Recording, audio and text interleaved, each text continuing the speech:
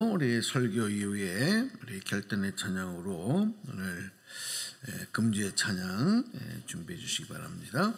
자, 오늘 은혜 받을 말씀은 우리 창세기 45장 말씀입니다. 창세기 45장.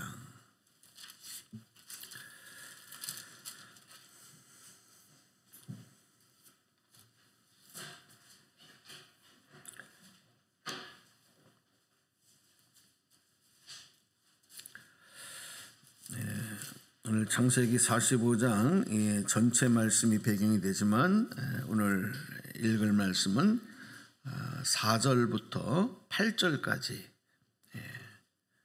읽도록 하겠습니다. 창세기 45장 4절에서 8절입니다.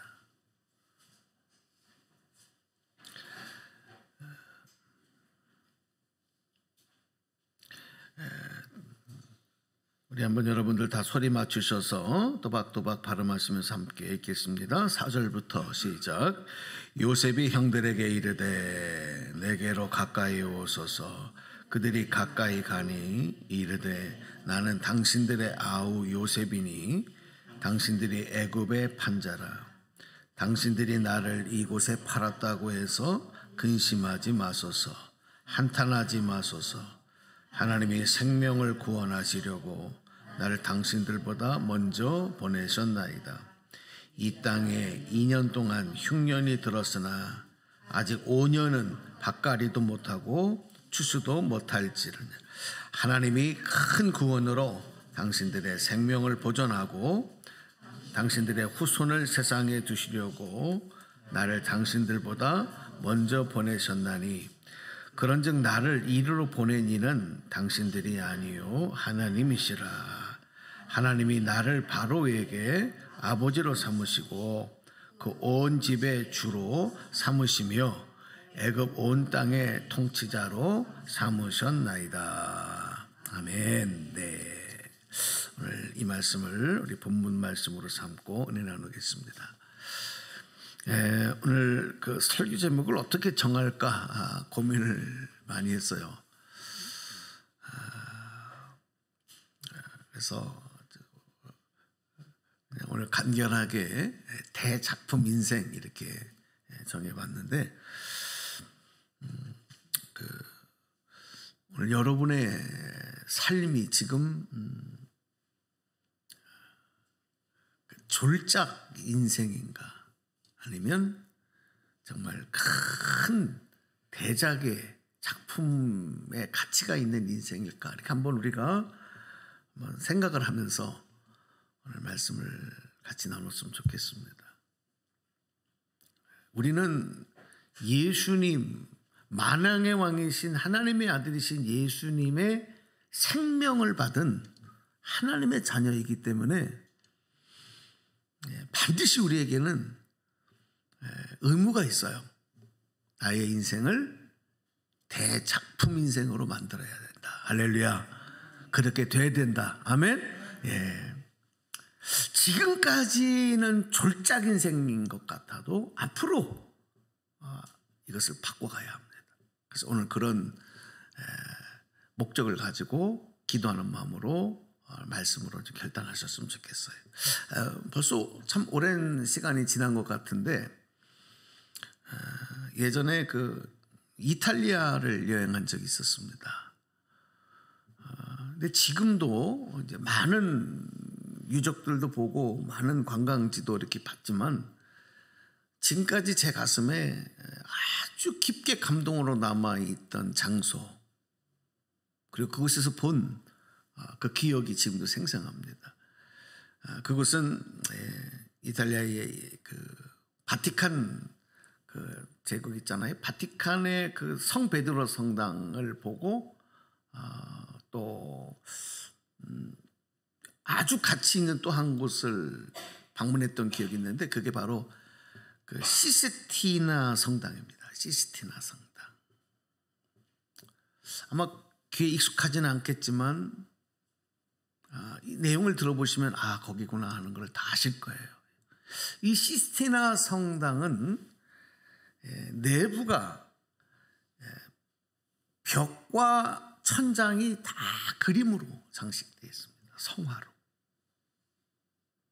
네? 이 벽과 천장이, 도무로 된 천장이 다 그 르네상스 시대의 대표적인 화가들의 작품들로 가득 채워 있습니다. 박물관 같고, 그림에 조예가 없는 사람들도 그것을 그림을 보면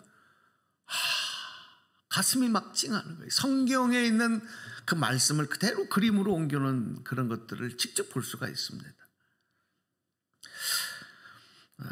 그런데 그 그림 중에서도 특별히 이 성당 천장에 그려진 그 작품인데, 바로 미켈란젤로가 그린 천지 작품의, 천지 창조의 작품입니다. 지금 여러분 사전에 잠깐 띄워드리지만, 이 천장은 도무로 이렇게 둥글게 된 천장인데, 거기에다가 천지 창조의 말씀을 그림으로 그대로 옮겨놨습니다. 미켈란젤로가 1508년에 교황 율리우스 2세로부터 이 성당 벽화를 그려줄 것을 제안을 받아요. 그리고 그림을 그리기 시작해서 4년 만에 이 작품 대작을 완성을 했는데, 하루에 18시간씩 그 줄에 매달려서 음식도 제대로 못 먹고 한 20m 정도 되는 천장에 매달려서 하루 18시간씩을 그림을 그려 4년 동안 완성한 작품이라 그렇게 전해지고 있습니다. 이 천장에서 그림을 그리면서 칠하는 그 물감이 자꾸 눈으로 떨어져서 그 물감 때문에 한쪽 눈이 거의 실명을 했다 그래요. 그만큼 혼신의 힘을 다해서 이 대작품을 완성한 겁니다. 근데 더 놀라운 것은 지금 자세히 보이지는 않지만, 저기에 그려져 있는 그림의 그 장면들과 특별히 인물들을 보면 이 천장이 도무로 되어져 있는데, 어느 면에서 보더라도 그 사람이 금방 이렇게 나올 것 같은 입체적인 기법을 사용해서, 지금으로 말하면 3D 기법이라고 할까요? 아주 천재적인 그런 기술을 발휘해서 그림을 그렸다고 합니다. 이 그림을 그리고 난 다음에 30년 뒤에 저 성당 벽화의 한 끝부분에다가 이제 마지막 그 최후의 심판에 대한 그림은 벽화를 또 그렸는데,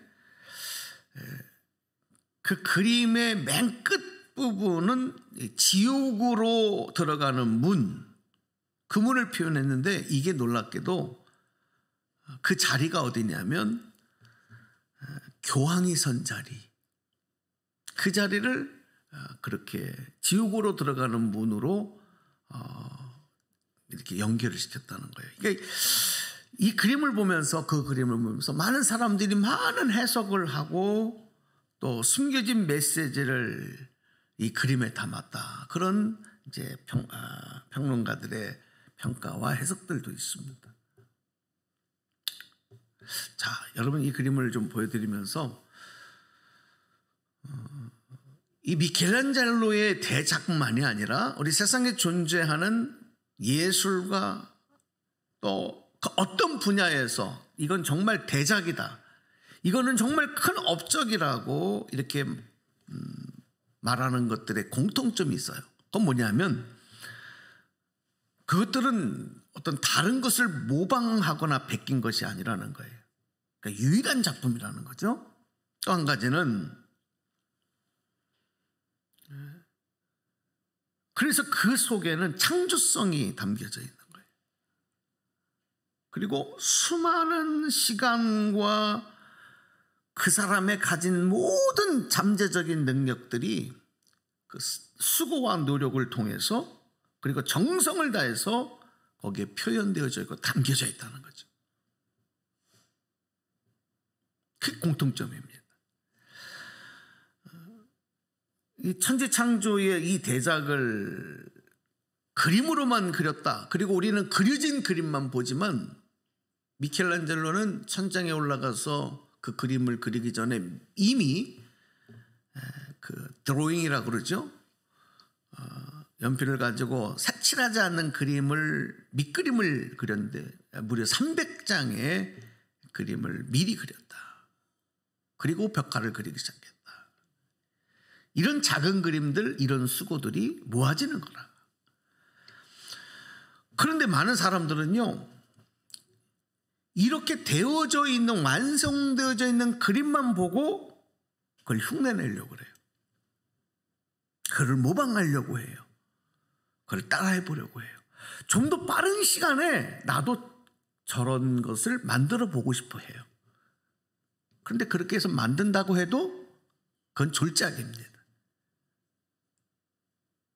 그래서 세상에는요, 남의 것을 그대로 모방한 그런 진짜가 아닌 가짜들이 참 많습니다. 사람들이 그것을 평가해 주지 않아요. 어느 나라인가 보니까 다른 사람의 노래를 그대로 흉내내서 따라 부르는 그 모창 가수들이 있더라고요. 어떤 사람은 그 원조 가수보다 더 잘 불러요. 더 잘 불러요, 노래를.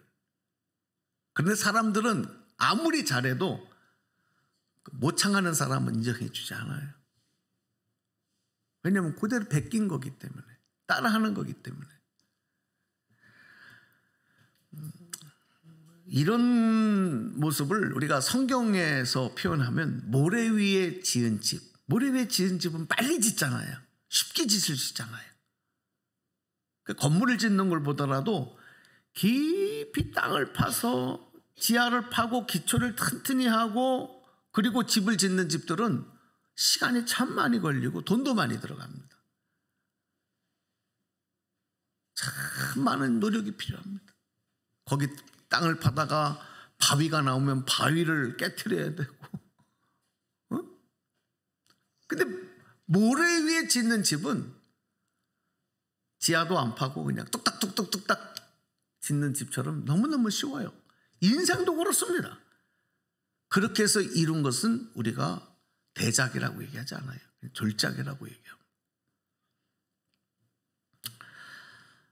오늘 성경에 나오는 인물 중에서 요셉에 대한 이야기를 통해서 오늘 좀 정말 하나님이 인정하시고 하나님이 그리시는 그림, 대작품의 인생은 어떤 건가 하는 것을 좀 같이 좀 나눴으면 좋겠는데, 오늘 성경에 보니까 오늘 말씀 바로 읽기 바로 전에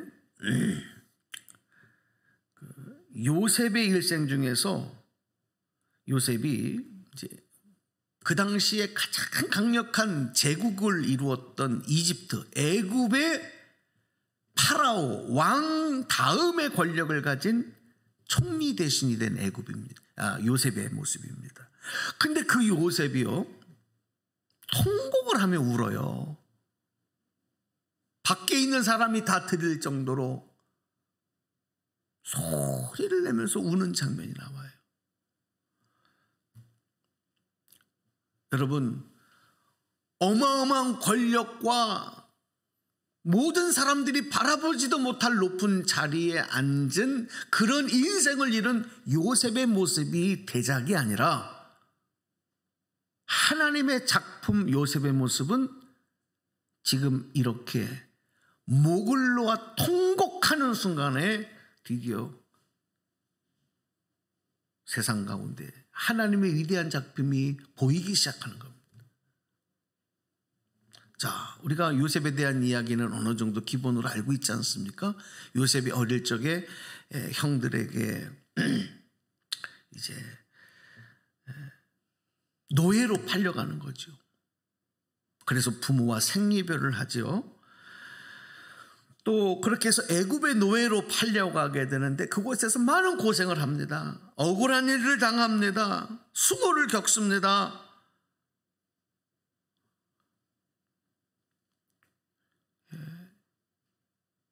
여러분, 그 마음의 상처가 얼마나 클까요?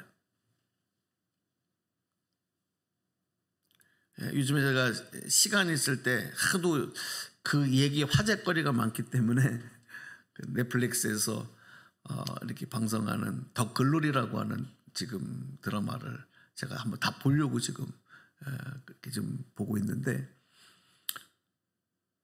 학교 폭력 때문에 그 주인공이 받은 상처를 이렇게 복수하는 그런 내용이더라고요.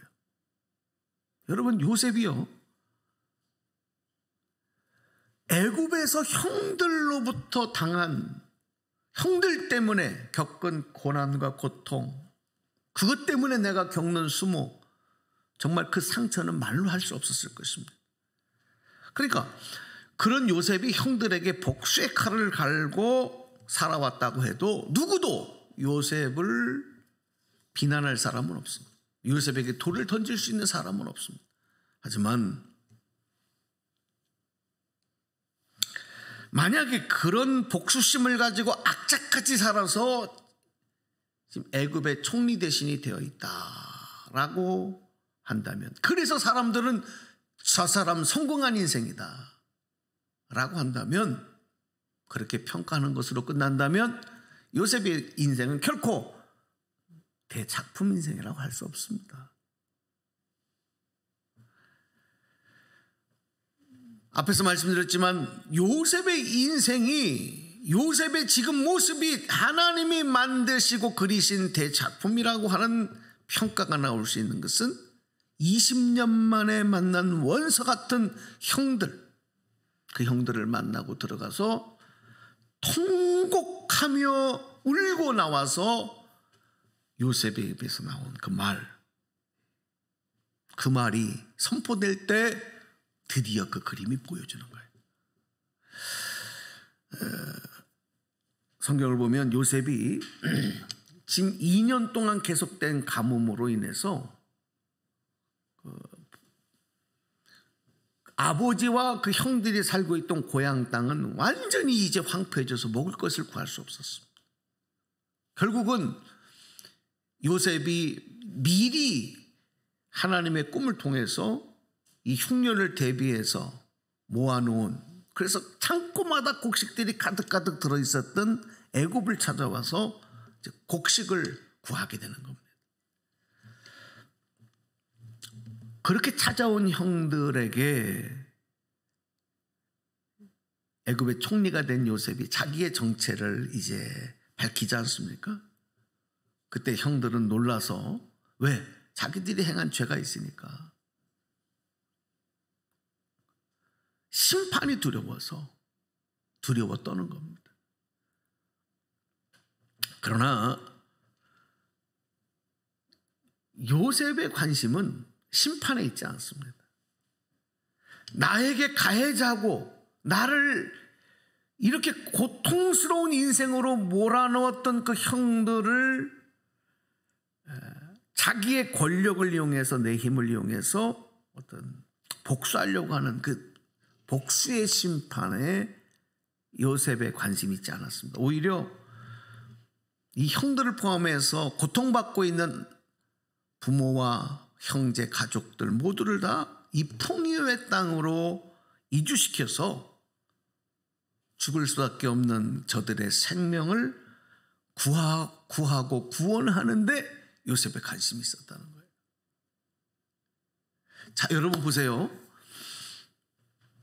왜 하나님이 요셉을 통해서 그리신 그 그림이 위대한 작품이었느냐? 화려한 자리, 성공, 출세가 아닙니다. 그가 갖고 있던 인생의 관심이 무엇이었느냐는 거예요. 구원의 목적에 맞춰진 요셉의 인생이었기 때문에. 예?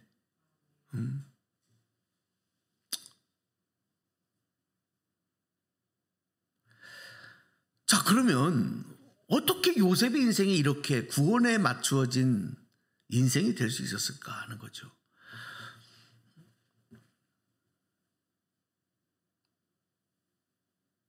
요셉이 구원의 하나님을 믿었기 때문입니다.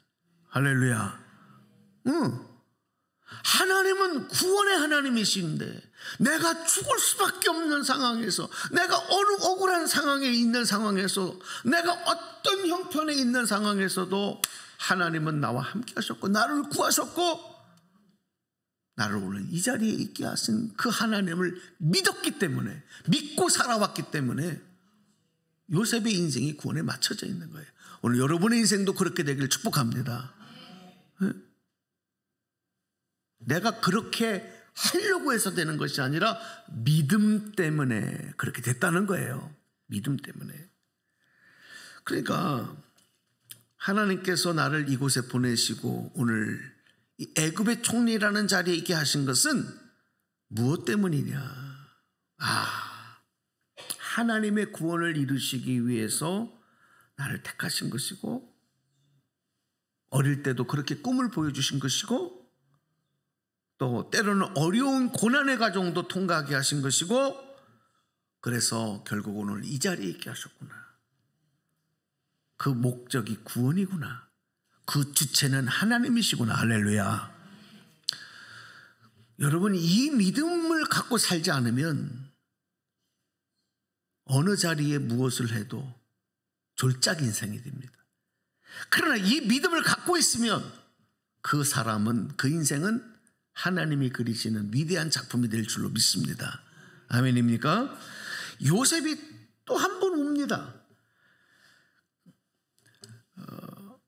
이 요셉의 형제들은 아버지 야곱이 4명의 부인에게서 난 자녀들, 이복 형제들로 12명의 형제들이 이루어졌어요.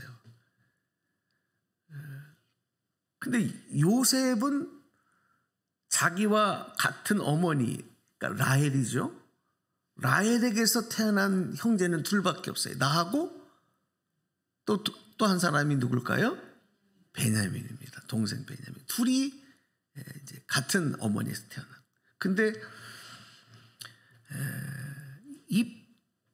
그 동생 베냐민을 만나서 그 베냐민을 안고 또 한 번 통곡하며 옵니다.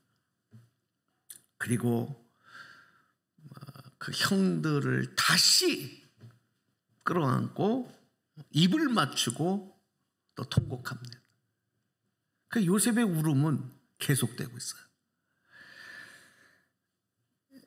형들이, 총리가 된 동생 요셉이 자신들에게 입을 맞추고 자기들을 안고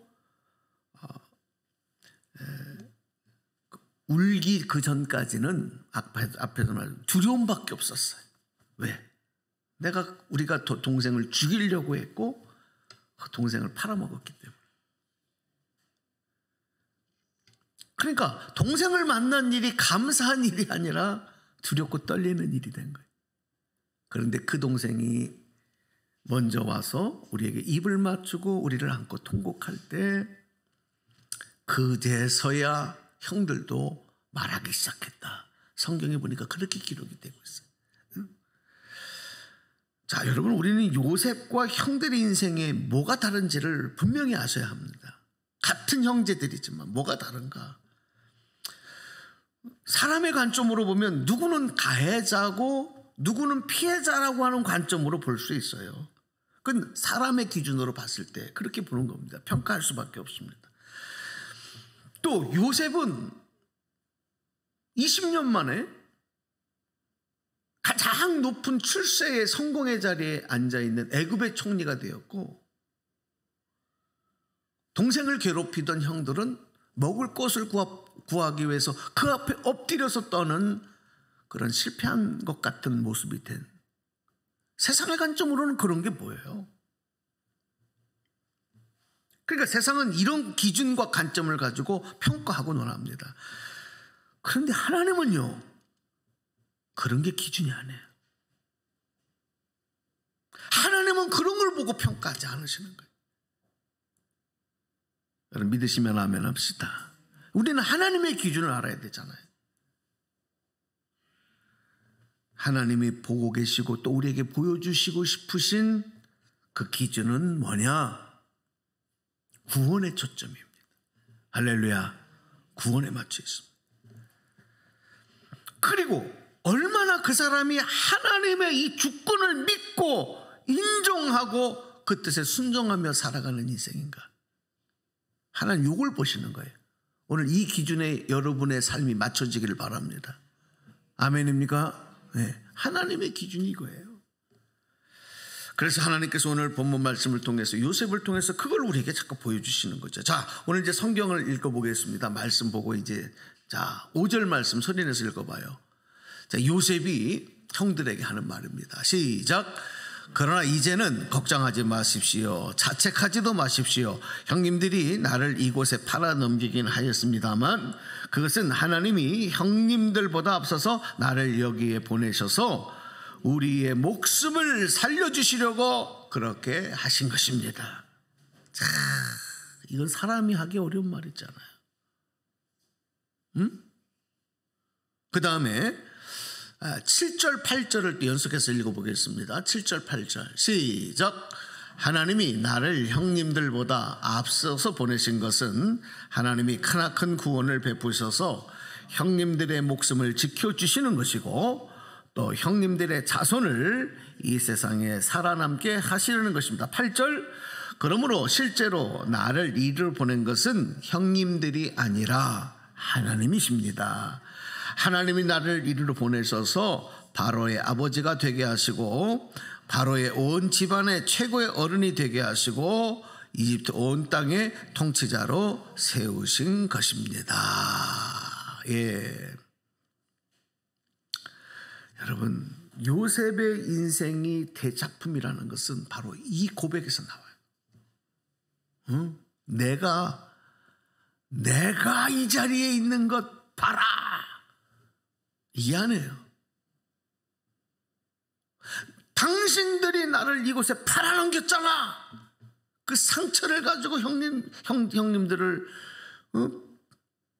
따지고 복수하는 모습이 아니에요.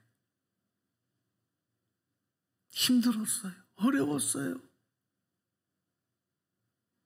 하지만 나를 그렇게 하신 것, 나를 이리로 보내신 것, 나를 지금 나됨으로 만드신 것은 누구라고요? 하나님이십니다. 하나님의 주권을 인정하는 믿음입니다.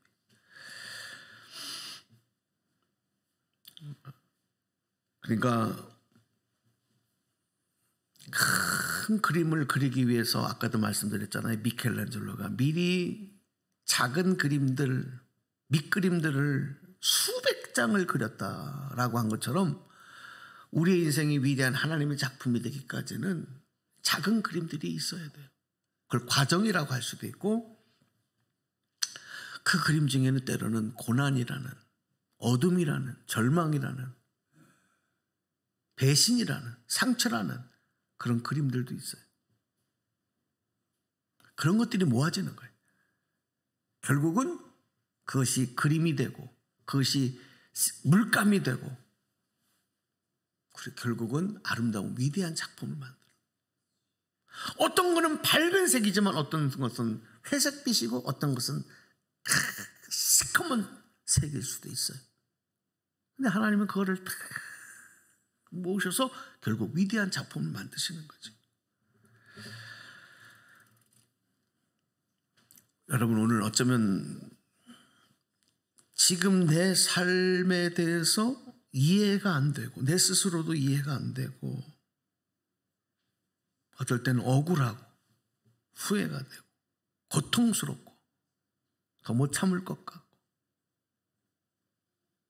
원망스럽고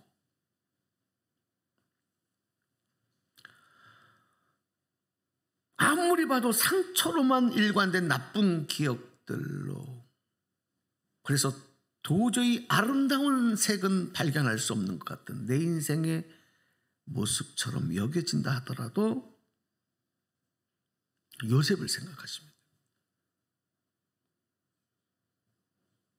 그 그 그림을 그려나가시는 분이 구원의 하나님이시면, 내 인생을 아름다운 작품으로 만드시는 분이 하나님이심을 믿으면,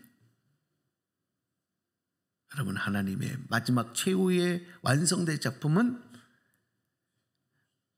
미켈란젤로의 천지창조의 대작과 같이 위대한 작품이 될 줄로 믿습니다. 절대 포기하고 절대 절망하면, 하나님의 구원의 소망, 구원의 계획에, 하나님의 주권에 절대 순종하는 마음이 필요합니다. 그러면 내가 하는 게 아니에요. 하나님이 이루시는 거예요. 요셉은 단지 형들을, 그리고 그 아버지를, 부모를 지금 흉년 가운데서 구원해서 먹을 것을 공급해주고, 그리고 풍요로운 땅으로 이주시켜서 잘 살게 해주겠습니다. 그것만이 목적이 아니에요. 그건 1차 목적. 진짜 목적은 뭐냐면 7절 후반전에 나오는 말씀인데, 한번 같이 읽어봐요. 시작. 형님들의 자손을 이 세상에 살아남게 하시려는 것입니다. 이건 뭐냐면 그 후손들, 자손들까지 하나님의 택하심의 역사를 이루어가는, 바로 하나님의 구원의 목적을 요셉이 붙잡고 있는 거예요. 자, 오늘 이 말씀을 여러분 한번 마음에 새기시고, 여러분의 내 인생이 졸작 인생으로 끝나지 마라. 그래서 그냥 지워버리고 구겨져 찢어버리는 인생이 아니라, 누구도 기억하고 싶지 않은 인생이 아니라, 자손 만대로 하나님 역사 속에서 기억되어지고 하나님께 영광을 돌리고 또 많은 우리 후손들에게 감동될 수 있는 위대한 명작, 위대한 대작품, 하나님의 구원과 주권에 인정하며 나가는 여러분의 삶이 되시기를 주님의 이름으로 축복합니다. 축원합니다.